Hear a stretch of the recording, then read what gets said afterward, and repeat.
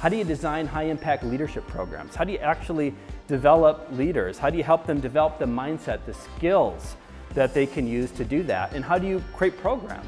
But the gold standard, and this is what I think you chose and what we could do today, is doing the real thing.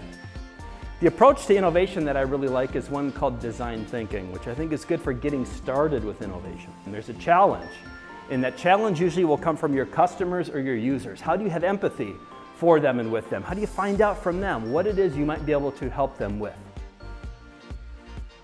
Then ideas. How do you generate and develop ideas using tools, techniques, hopefully a lot of them? And then finally, action. How do we get into action? A lot of times people stop here, right?